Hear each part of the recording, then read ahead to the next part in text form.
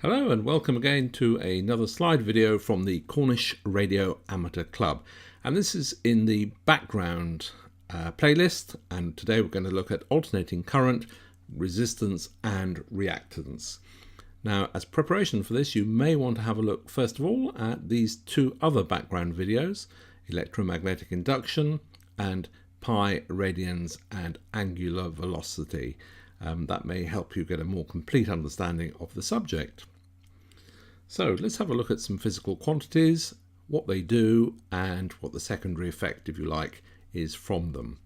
So we are familiar with resistance and the symbol of the resistor there in yellow, and we recall that resistance is measured in ohms, and resistance opposes current flow. So resistance R opposes current flow. But also, if we pass current through a resistor, we dissipate the resistor dissipates power, and we recall P equals IV, or P equals I squared R, or P equals V squared over R as being three equations which help us evaluate that. Let's have a look at capacitance. Capacitance is measured in farads. So we talk about capacitance as having C farads, and it stores electrical charge by the way of an electric field. By the way, the abbreviation for farads is capital F, but if we're looking at a quantity, we would say C farads. So it stores electrical charge by way of an electric field. It's normally the two plates separated by a gap, and in the gap we'll have a dielectric. And it results in the opposition to current flow as a secondary effect. And we call that capacitive reactance, and we label it X suffix C. Similarly, inductance. We talk about L henries. The abbreviation for henries is capital H, but if we're talking about a number of henries, 5 henries or something, we might talk about L henries if we don't know the exact number. So an inductor, what it does is it stores electrical energy as a magnetic field. It's a coil, a bit like its symbol, typically, and around the coil an electric field forms. And once again, have a look at the background video, electromagnetic induction. And it results in the opposition to current flow, and we call that inductive reactance, XL. And then, if you like, a combination of these is impedance. So if we take any two, we take resistance and inductive reactance, because we can't call it resistance or reactance in a pure sense anymore, we call the combination impedance. Or similarly, if we take resistance and inductive capacitance, XC, we would have an impedance. Or if we take all three, R, XL and XC, we will have impedance. And the symbol we use is Z, and it's measured in ohms. And as I say, it's a combination of any two or three of R, XL and XC. Let's start off with resistance, and let's have a look and run a thought experiment with a power supply and a resistor. Now, a thought experiment considers some hypothesis, theory or principle for the purpose of thinking through its consequences. Given the structure of the experiment, it may not be possible to perform it, and even if it could be performed, there need not be an intention to perform it. Now, Einstein did very well with these, and at the age of 16 imagined himself riding a light beam, and this helped him get towards his special theory of relativity, apparently. Ours will be a lot more modest, and we will have a look at a power supply. Now, this power supply has a rotatable knob on the front, and if we make sure that it's switched on, then if we switch the knob round to plus 12 or minus 12, then that voltage will appear on the right hand of the two blue terminals that you see, and the voltage will be indicated by the meter, and at the moment the knob is set to 0. So if we then continue with this and we rotate it, you can see there we're rotating it with a certain angular velocity, and we were forming an AC waveform. So this power supply can be an AC or DC power supply depending on what we do with the knob. So there we have the knob being able to be rotated, and the speed at which we rotate it will give us an angular velocity. And if you've looked at the video on angular velocity, you'll see that angular velocity omega is 2 pi f, f being the frequency. In other words, the number of times per second we rotate it from 0 through plus 12, through 0, through minus 12, and back to 0 again.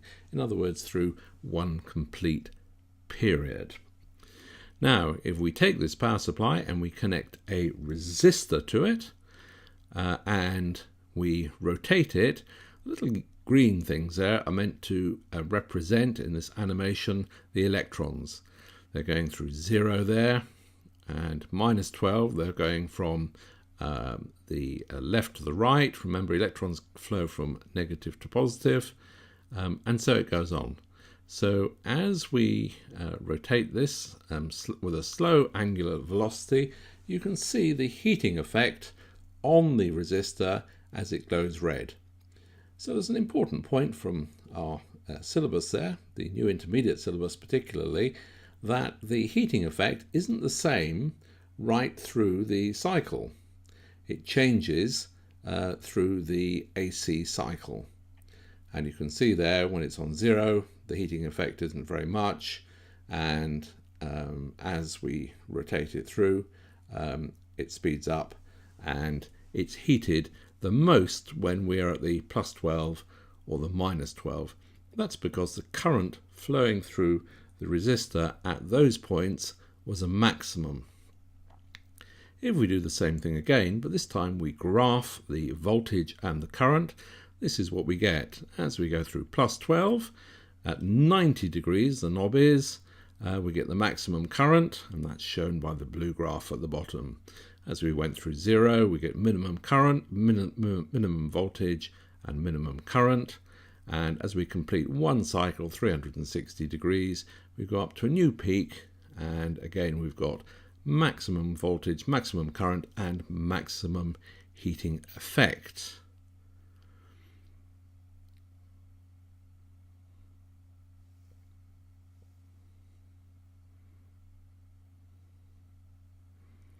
So there we have voltage and current in phase in a resistor.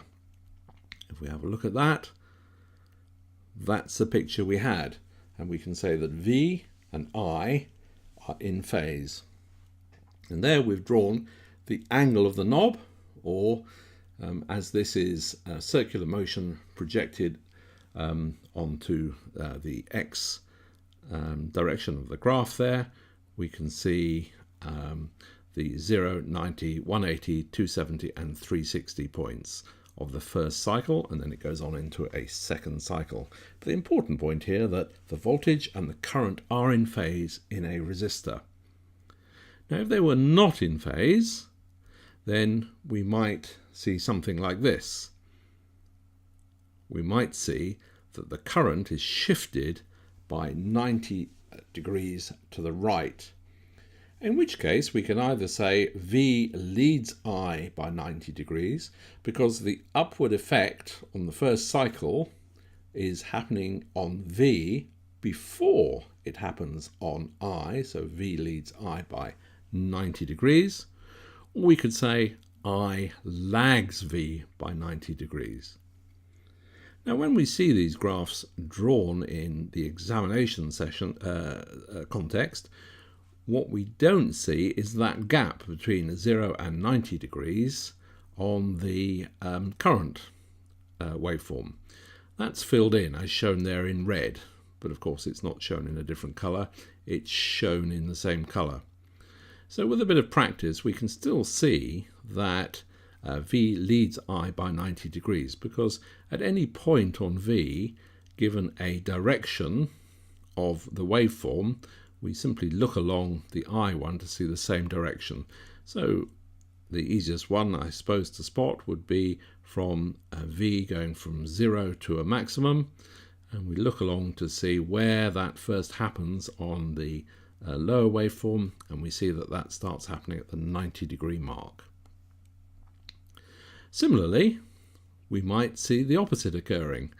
We might see V lagging I by 90 degrees, and that's shown there on the graphic. And once again, we could expect to find that bit filled in an exam setting.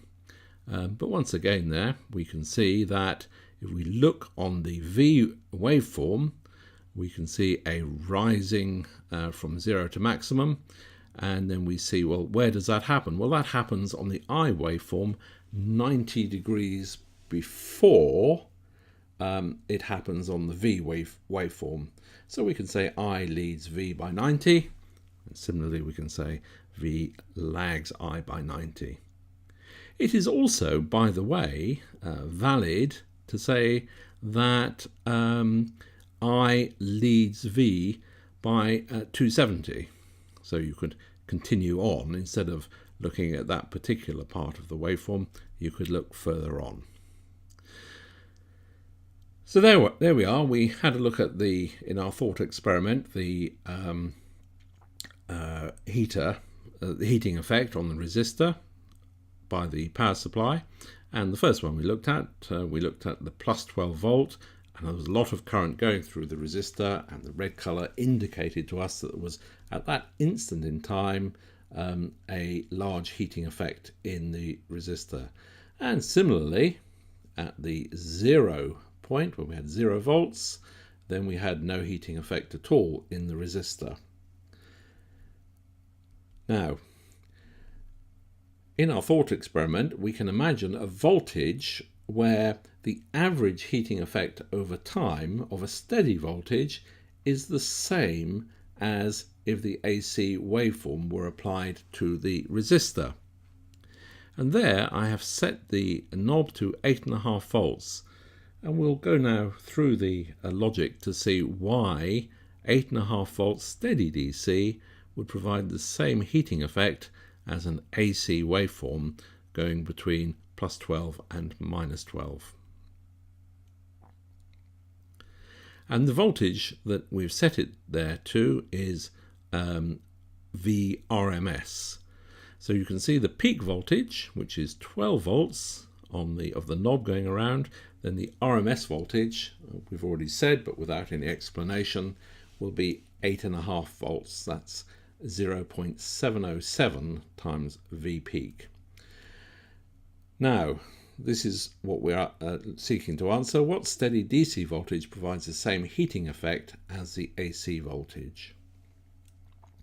If we fill in the area under the AC waveform, like that, and then we bring that down and clump it together to form as close to a rectangle as we can. So we're trying to see what the total area for 2 cycles, we could have done it for 1 cycle, but we've chosen to do it for 2 cycles, and we've tried to see what the area under the graph is for 2 cycles, and that's under the positive half cycles and the negative half cycles.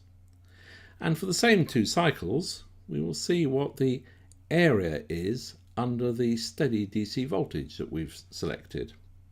And there is the area for the DC voltage over 2 cycles. Now we squash up the green one, reducing its length, but increasing its height. So it's the same area, if you like. We end up with the area under the sinusoidal wave and the area under the DC straight line. And if we superimpose one over the other, we see that the areas are the same.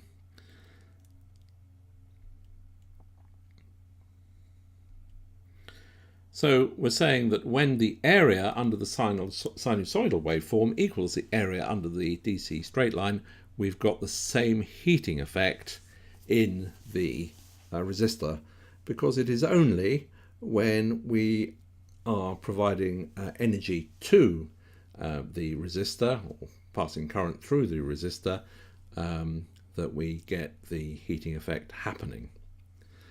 So with the sinusoidal waveform, it is happening the most at the peaks and not at all when it crosses the zero line. And with the DC waveform, if you like, it is happening constantly. And by comparing the two areas, we can see what is the equivalent DC voltage in terms of heating effect to the AC voltage. So if we set the voltage knob to 0.707 of the peak voltage, we will get the same heating effect in the resistor. In our example, that would be 0.707 times 12 volt, because that's our peak voltage, and that would be about 8.5 volts. And the same thing applies to current. Now, 0.707 applies to sine waves. Other waveforms like square wave or sawtooth have different values. And while you're doing this thought experiment, think about and research a square wave. If you use the same methodology that we've used for the sine wave, you can easily determine what the RMS or same heating value is of a square wave. So moving on then, we'll now have a look at reactance. And we said in the opening slides that reactance is the opposition to current flow and is a property exhibited by inductors and capacitors. And we call the one exhibited by inductors inductive reactance, and by capacitors capacitive reactance. So both of them are called X, if you like, together, but we put the suffix L if it's inductive and a suffix C if it's capacitive. Now, in the electromagnetic induction video, we had this slide. We had a slide about self-inductance. And going through that quickly, we said that if we had two parallel wires, which is what happens if you wind a wire around a coil, then connect that coil to a plus and a minus, you will get a current flowing from plus to minus around the coil. And using the right-hand grip rule, we can determine the direction of the field, and that field grows from one of the conductors and cuts the other one.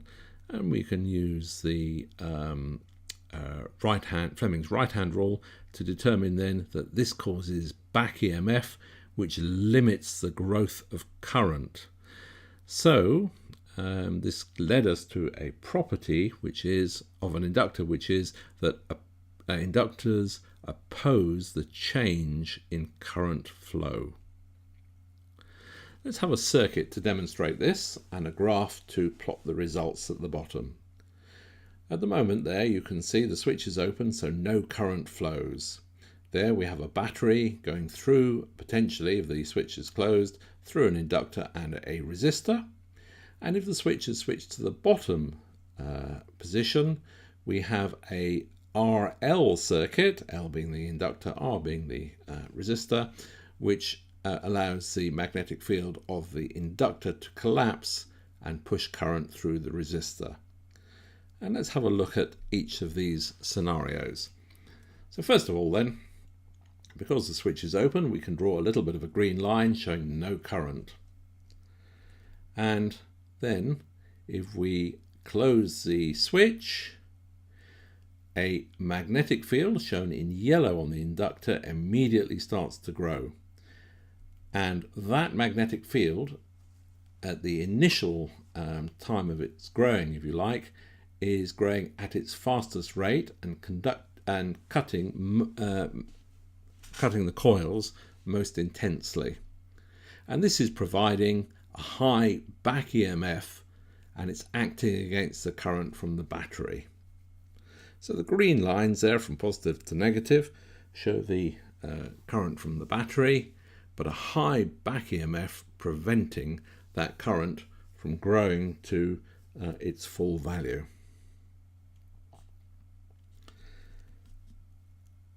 Eventually, though, the magnetic field reaches its maximum value, and now we have no relative movement anymore between the magnetic field and the conductor.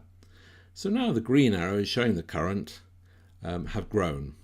So the magnetic field fully established, so no more relative movement between the field and the conductor. And we've shown that on the graph. And the current now, so there's no more back EMF, and the current I is steady at I equals V over R. Why is it V over R? Well, it's simply an Ohm's law circuit. Remember, we're considering pure components here, and the inductor has no resistance. So the only resistance in the circuit is R. So the current has reached its maximum value.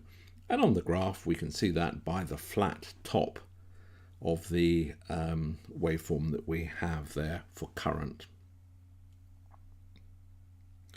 Now we're going to move the switch to eliminate the battery. And now we have a circuit of the inductor and the resistor. And the field has started to collapse, and it is providing an EMF in the direction of the red arrows there. And the arrows also show the current, because the EMF is driving the current. And the field collapses at a maximum rate opposing the change in current. Remember that in an inductor, it isn't simply the growth of current that it opposes, it's also the decay of current. So the inductor is now trying to oppose the decay in current. Its field simply collapses, it induces an EMF in the direction of the arrows and drives current through the resistor.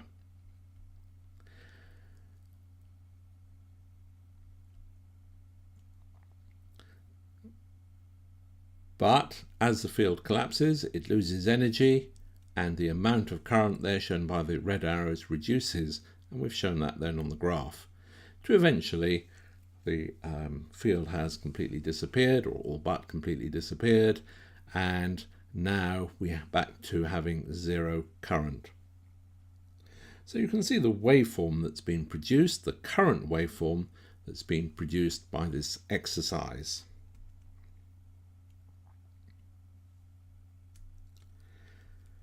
Let's have a look at this a bit more closely.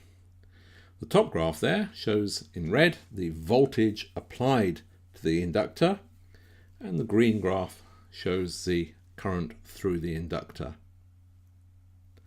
And the point indicated on the screen there was when the inductor was switched to the battery. So the voltage rose on the inductor immediately, but as we showed on the previous slide, the current only grew slowly.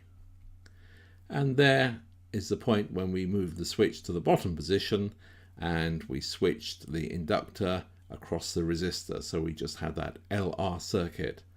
And there we can see the decline of the current as the collapsing field attempted to keep the current flowing. If we zoom in a little bit on that, there is the maximum voltage when it was first reached as we switched to the battery, and there is the maximum current.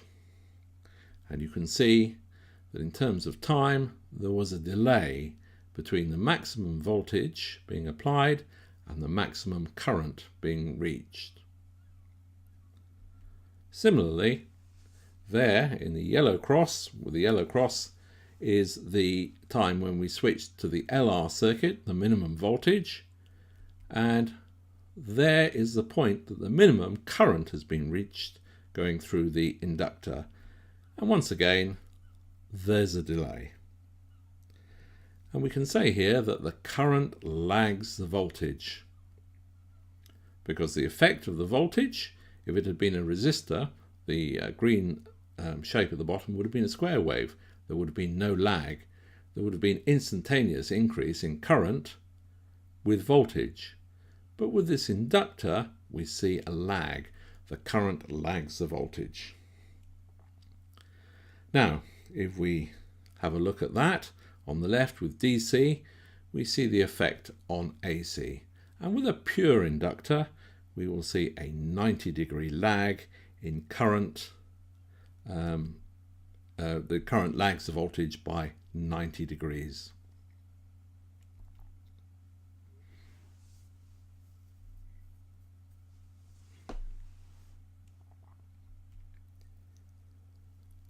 So let's have a look at inductive reactance. Now, in the same way as R equals V over I, that the resistance or opposition to current flow is the ratio of the voltage to the current in a resistive circuit, the same thing is true of inductive reactance. It is the ratio of the RMS voltage to the RMS current.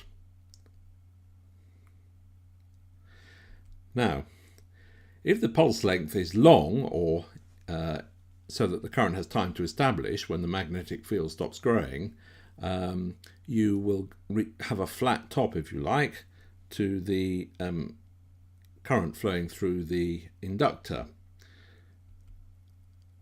And if you have a very short pulse, the pulse length is short, so the magnetic field is still growing by the time when it reverses, and therefore the back EMF remains strong all the time, and the current does not establish at full level. So what we're trying to show here in an illustrative way is that with a low frequency, i.e. on the left, the current is higher than with a high frequency on the right. And so we're saying that with a low frequency we have a low reactance, and with a high frequency we have a high reactance. Remember, we're talking about inductors at this point. Okay, let's have a think about how we can remember what leads what in inductive and capacitive circuits. And the mnemonic to use is civil, C-I-V-I-L. So with a capacitor, there's the C, I leads V. And the graph there on the left of CIV is the graph that you might expect to see in an exam and get a question about. There you can see that the current is leading the voltage. So CIV with a capacitor, the current leads voltage. But the voltage leads the current for an inductor, so VIL. And then the graph there on the right is the graph you would see if the voltage were leading the current. Let's go back to reactance. Let's have a look at inductive reactance. We've had a look at inductive reactance. Let's have a look at capacitive reactance. And we'll run another thought experiment with our same power supply, but instead of using a resistor this time, we'll use a capacitor. And there is the power supply connected to a capacitor with two plates. And we're starting off with the plus side of it. And the electrons are flying around, and you can see them building up on the right-hand plate there. And as they build up, they inhibit further current flow. And then again, the current is going in the opposite direction, and the electrons are building up on the left-hand one and inhibiting the current flow.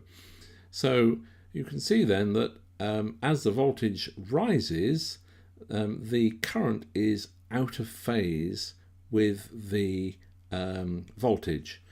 And the reason that this is happening is that the electrons, as they build up on a plate, charge that plate to make it very negative, and opposite like charges repel, and that prevents any further electrons coming around the circuit. Now let's have a quick look at this and graph it at the same time. Here then we have plus voltage, and the current is 90 degrees adrift from the voltage. At the plus voltage we had zero current, and the opposite is true then at minus voltage. Again we had zero current.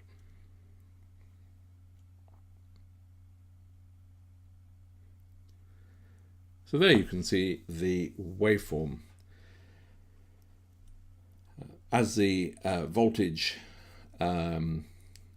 increases, as voltage decreases on the left there from plus to zero, the distribution of electrons allows the current to rise if you like, as it balances out.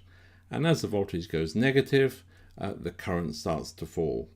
So there we have the 90-degree phase shift of voltage and current in a capacitive circuit. So here we have plus 12 volts. This was a situation where we had plus 12 volts on the right terminal. That makes the left-hand terminal very negative, and that build-up of electrons on the left-hand circuit, or left-hand plate, prevents current flowing. So we can say at a voltage maximum, the electrons on the left-hand plate of the capacitor repel further electrons and current is at a minimum. And an electric field is established between the plates. At a voltage minimum, the electrons on the right-hand plate of the capacitor repel further electrons and the current is at a minimum. So voltage maximum, current minimum, and the electric field between the plates reverses. Now there are 4 ways that we can increase the charge or the number of electrons on the capacitor's plates. We could increase the voltage. That would increase the intensity of the electric field, but also allow us to force more electrons onto the plate. We could make the plate bigger. We could increase the area of the plate, and that increases the capacitance. We could have a better dielectric that concentrates the E field, the electric field there, and the permittivity, or dielectric constant as it used to be called, is noted as K. And we could also move the plates closer together, because that will intensify the electric field. Now, having a look at these, if we increase the voltage, number 1 there, the charge, Q, is the capacitance times the voltage. Now the bottom 3 are increasing the capacitance. If we increase the area of the plate A, then in the formula there for capacitance is K, which is the permittivity, times A over D. So if we increase A, we will increase C. If we have a better dielectric that concentrates the electric field, or having better permittivity, then K would increase, and that would increase C. And if we move the plates closer together, we decrease D, because D is on the bottom of the fraction. That would also increase C. So these are our ways then of increasing capacitance.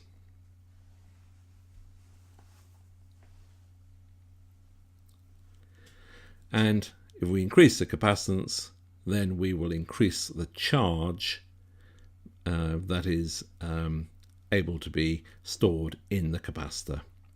So we can increase the charge, you can see from the top, in 2 ways: increase C or increase V.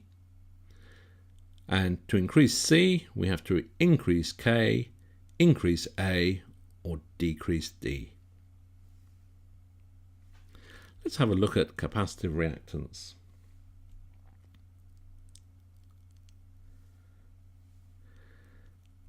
So this was the thought experiment that we've just run, and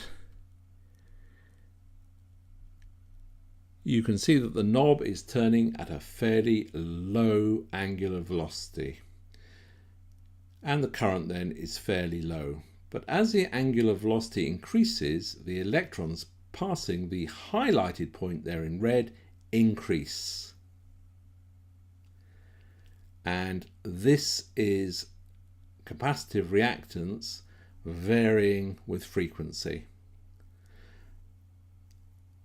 So remember, capacitive reactance is the RMS voltage, which is 8.5 volts here, divided by the RMS current.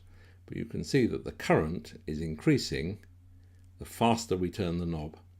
The current was increasing because the number of electrons passing through that red circle, if you like, was increasing.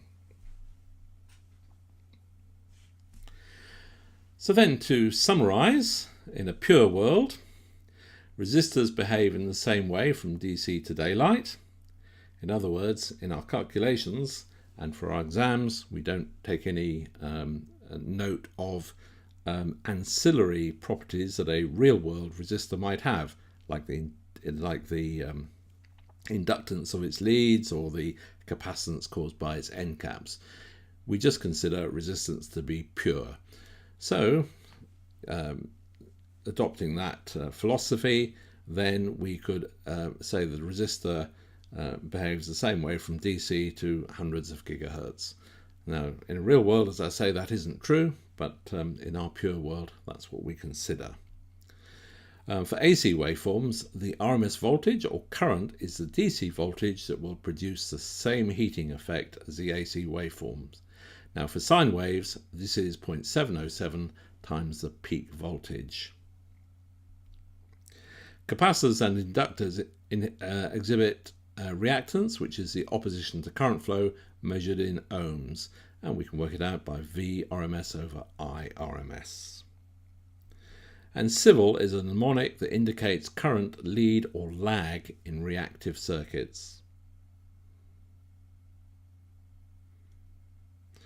Now, XC equals 1 over 2 pi FC, that's the formula. And if you've looked at the video about pi, angular velocity and radians, then you could write that down as XC equals 1 over omega C. The angular velocity meaning how many radians per second you achieve as you're rotating the black knob in our thought experiment. And then in the red square still, XC and F, there's a graph showing that the higher the frequency, the less the capacitive reactance. And then for inductors, they're in blue on the right. XL equals 2 pi FL, or XL equals omega L. And an inductor at DC will have 0 reactance, so that's why it goes through the origin. And as you increase the frequency, the inductive reactance increases. A simple reminder then of civil.